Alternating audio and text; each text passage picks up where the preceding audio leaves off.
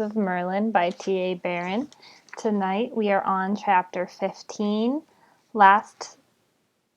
Yesterday we read chapters 14 and 13, and that is when Emerus fell into a tree and met Rhea. So now we're going to read chapter 15 called Trouble. I jumped as if I had been struck by a whip. Finkyra? Rhea eyed me with interest.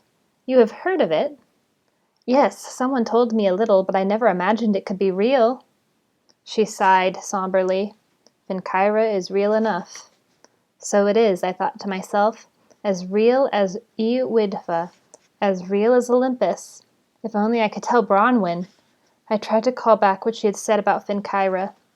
A place of many wonders, she had called it, neither wholly of earth nor wholly of heaven, but a bridge connecting both. She had mentioned bright colors, too. That part I knew was true. And something else, something about giants. As we sat together in silence, immersed in private thoughts, the blanket of evening began to envelop the garden of the Shamora. With each passing minute, colors became shadows and shapes became silhouettes. Finally, Rhea stirred. She rubbed her back against the tree. Night already! We have no time to travel to my house. Feeling drowsy after our feast, I slid lower on the bed of soft grass beneath the tree. I have slept in worse places. Look, Rhea pointed to the sky, where the first stars glimmered through the branches laden with fruit. Wouldn't you love to be able to fly, to sail among those stars, to be one with the wind? I wish I had wings. Real wings. So do I replied, searching for some sign of Pegasus. She turned to me. What else do you wish for? Well, books. Really? Yes, I would love, really love, to bury myself in a whole room full of books, with stories from all peoples, all times. I heard about such a room once. She watched me for a moment. From your mother? I drew a long breath. No, from a woman who wanted me to believe that she was. Rhea seemed puzzled, but said nothing. The room, I continued, would have every kind of book imaginable, surrounding me everywhere I turned. Being in a room like that would be a lot like flying, you know. I could fly through those pages anywhere I like. Rhea laughed. I'd rather have real wings, especially on a night like this, see? She looked up through the branches. You can already see Gwiri of the golden hair. That's a new constellation for me. Where is it? Right there. Though I strained with my second sight, I could see nothing in the part of the sky but a single star I knew would eventually become part of Pegasus's wing. I don't see it. Can't you see a maiden? No. She took my arm and aimed it upward. Now? No, all I see is a star that would be part of Pegasus, and there I can see another star for Pegasus. Rhea shot me a puzzled look. Stars? Constellations of stars? Puzzled myself, I demanded, what else? My constellations are not made from the stars, but from the spaces between the stars, the dark places, the open places, where your mind can travel forever and ever. From that instant onward, I could not view the heavens in the same way, just as I could not view the girl beside me in the same way. Tell me more about what you see up there. Rhea tossed back her brown curls. In a lilting voice, she began to explain some of the strange wonders of the Finkyran sky. How the broad band of stars across the middle of the night sky was truly a seam sewn in the two halves of time, one half always beginning, the other half always ending. How the longest patches of darkness were really the rivers of the gods, connecting this world and others. How the spinning circle of stars was actually a great wheel, whose endless revolutions turned life into death and death into life. Late into the night we drew pictures in the sky and traded tales. When at last we slept, it was soundly. And when warm rays awoke us, we realized that we did not want to leave this place. Not yet. So for another day and another night we lingered at the bountiful hilltop, feasting on fruit and conversation. Though I remained guarded about discussing my deepest feelings, I discovered more than once that Rhea had an unnerving way of reading my thoughts as if they had been her own. We sat beneath the fruity canopy, eating a hearty breakfast of tangy orange spheres for me and sweet red berries for her. As we finished the meal by sharing one of the spiral-shaped fruits, Rhea turned to me with a question. "That woman the one who said she was your mother, what was she like?" I looked at her with surprise. She was tall, with very blue... No, I don't care what she looked like. What was she like? For a moment I considered Bronwyn. Well, she was kind to me. More kind than I deserved, most of the time anyway. Full of faith in her God and in me. And quiet, too quiet. Except when she told me stories. She knew a lot of stories, more than I can begin to remember. Rhea examined a berry for a moment before dropping it into her mouth. "I'm sure she learned some of them in that room full of books."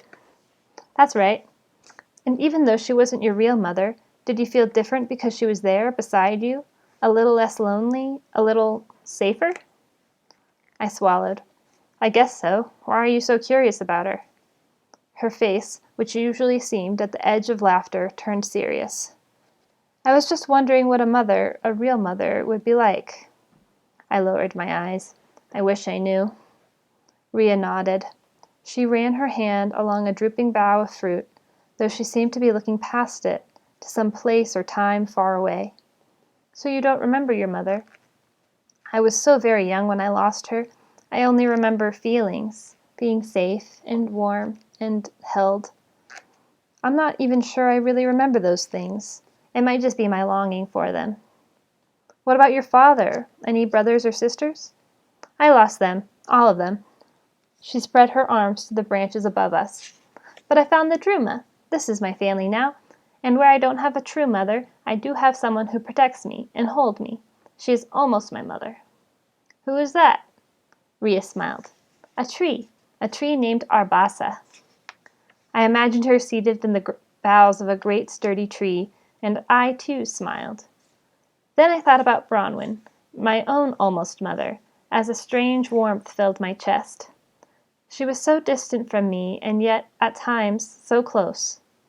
I thought about her stories, her healing work, her sorrowful eyes. I wished that she had been willing to share more, about her own struggles as well as my mysterious past. I hoped that I might see her again some day, although I know it could not be so. Haltingly, I said a silent prayer to the God to whom she prayed so often, a prayer that wished her the peace she so longed to find. Suddenly, a sharp whistle pierced the air above my head.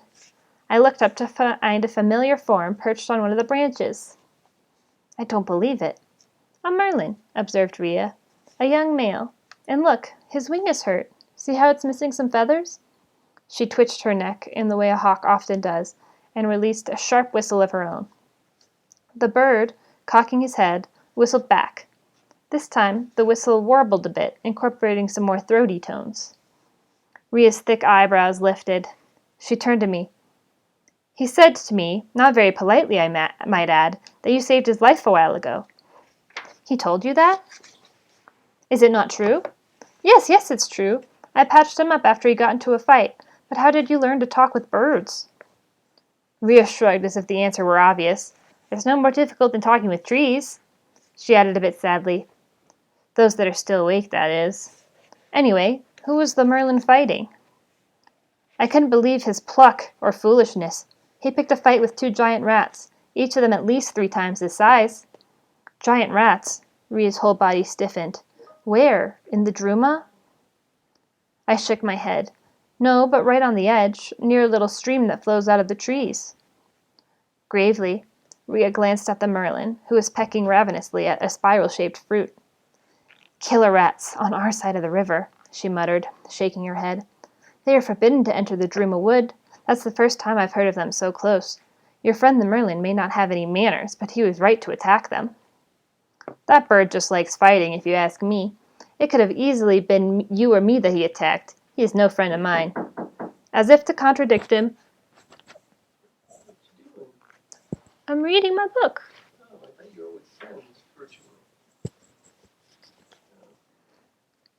As if to contradict me, The merlin fluttered down from the fruit and landed on my left shoulder. Rhea laughed. Looks like he disagrees with you. She observed the hawk thoughtfully. It's possible, you know, that he came to you for a reason. I grimaced. Good night, I love you. Good night. The only reason is the same bad luck that follows me everywhere. I don't know. He doesn't seem like such bad luck to me. Whistling in a light, friendly cadence, she extended her hand toward the merlin. With a screech, the bird lashed out with one of his talons. Rhea quickly withdrew, though not before the talon sliced across the back of her hand. Ow! Scowling, she licked the blood from her wound, then whistled a sharp reprimand. The merlin reprimanded her in return. Stop that! I barked. I tried to brush the merlin off my shoulder, but the talons held tight, piercing my tunic and digging into my skin. You keep him away from me, declared Rhea. That bird is trouble. I told you so. Don't act so smug. She got up to leave. Just rid us of him. I rose also, with the unwanted passenger still on my shoulder. Can't you help me somehow? He's your friend, she stalked off, heading down the hill. Again I tried to remove the merlin, but he refused to budge. Fixing an eye on me, he whistled angrily, as if he were threatening to tear off my ear if I did not cooperate. Growling with frustration, I ran after Rhea as she disappeared into the forest. The bird clung tight to my shoulders, wings flapping. When I finally caught up with her, she was sitting on a low, rectangular rock, licking her gash. I don't suppose you could fix my hand the way you fixed your friend's wing. He's not my friend. I shook my left shoulder, but the merlin hung on, eyeing me coldly. Can't you see? It's more like he's my master and I'm his slave. I glared at the bird. I can't make him leave. Rhea's expression turned sympathetic. I'm sorry, it's just that my hand hurts so. Let me see it. I took her hand, studying the deep cut. Blood continued to flow. Swiftly, I reached into my satchel and sprinkled some of the powdered herbs into the open wound. Pulling a broad leaf off a nearby bush, I laid it over the gash, taking care to draw the skin together as I had seen Bronwyn do dozens of times. Then, using a vine from Rhea's own sleeve, I wrapped her hand securely. She lifted her hand gratefully. Where did you learn to do this? From Bronwyn, the woman who told me stories. She knew a lot about healing. I closed the satchel, but she could only heal wounds to the skin. Rhea nodded. Wounds to the heart are much more difficult. Where are you going next? To my house. I hope you will come. She waved at the hawk, who raised a vicious talon in response. Even with your, companion there. Generous of you, I replied grimly. Despite the bothersome bird, my curiosity to learn more about this place and about Rhea herself remained strong. I would like to come, but I won't stay for long. That's fine, as long as you take that bird with you when you go. Do I have any choice? With that, we rode into the forest. For the rest of the morning and well into the afternoon, we followed a trail only visible to Rhea. We rounded hills, leaped streams, and slogged through marshes where the air hummed with all kinds of insects. Halfway across one such marsh, Rhea pointed to a dead tree that seemed to be painted bright red. She clapped her hands once. A split second later, a scarlet cloud billowed out of its branches. Butterflies, hundreds of them, thousands of them, rose into the air, leaving the tree as bare as a skeleton. I watched the scarlet cloud rise. So bright were the wings of the butterflies, flashing in the sun, that I wondered whether slices of the sun itself had been set like jewels within them, and I began to hope that my second sight was continuing to improve. If I could see such a stunning burst of color as this without my eyes, then one day, perhaps, I might be able to see all the world's colors as vividly as I had seen them before the fire. On we went, stepping through glades of hip-high fern, crossing over tumbled trees whose trunks and limbs were melting steadily into soil, passing beneath roaring waterfalls. When we paused to gather some berries or take a drink of water, it was only briefly. Yet these moments were always long enough to glimpse the tail of a scurrying beast, catch the spicy scent of a flower, or hear the several voices of a stream. I did my best to keep up, although Rhea's pace and my poor vision in shadowy places kept my chest heaving and my shins bruised. All the while, the bird continued to pinch my shoulder. I started to doubt that those talons would ever let me go. As the late afternoon light wove luminous threads through the loom of the branches, Rhea came to a sudden halt. I approached, huffing, to find her looking up at the trunk of a linden tree. There, wrapped around the middle of the trunk, hung a spiky wreath of glittering gold. "What is it?" I asked in wonderment. Rhea smiled at me. "Mistletoe, the golden bough. See how it holds the light of the sun? It is said the one who wears a mantle of mistletoe may find the secret path to the other world of the spirits." "It's beautiful." She nodded. "Second only to the long-tailed alea bird. It's the most beautiful sight in the forest." I studied the shining wreath. "It seems so different from other plants." "And so it is. It's neither plant nor a tree, but a little of both. It's something in between." "Something in between," I repeated to myself, remembering the words. Once Bronwyn had used them to describe those special places, like the Greeks' Mount Olympus, where mortals and immortals could live side by side, and those special substances, like mist, where elements as distinct as air and water could merge to form something both alike and unlike themselves. Something in between. Rhea beckoned. "We should go. We will need to move quickly to reach my house before dark." Through the towering trees we marched. As the light grew dim, my ability to see grew worse, as did my bruises and scrapes. Despite Rhea's repeated urgings, I lost speed in the darkening forest. I stumbled more and more often, tripping on roots and rocks. Every time I fell, the merlin dug in his talons and screeched at me angrily, so loud that my ear stung as much as my shoulder. The trek became a torture. At one point, I misjudged a branch and walked straight into it. The branch jabbed one of my sightless eyes. I howled in pain, but Rhea was too far ahead to hear. Then, trying to regain my balance, I did not see an animal's den and stepped in it, twisting my ankle. I crumpled on a fallen trunk, my eye stinging and my ankle throbbing. I lowered my head toward my knees, prepared to wait out the night if necessary. To my surprise, the merlin finally lifted off. An instant later, he pounced on a mouse, bit the creature's neck in two, then carried it aloft. He landed next to me on the trunk and began attacking his meal. While sorry for the mouse, I rubbed my sore shoulder, thankfully. But my relief was muted. I felt sure that the bird, who continued to eye me even as he ate, would soon return to his favorite perch. Why, of all places in this entire forest, did he have to choose my poor shoulder?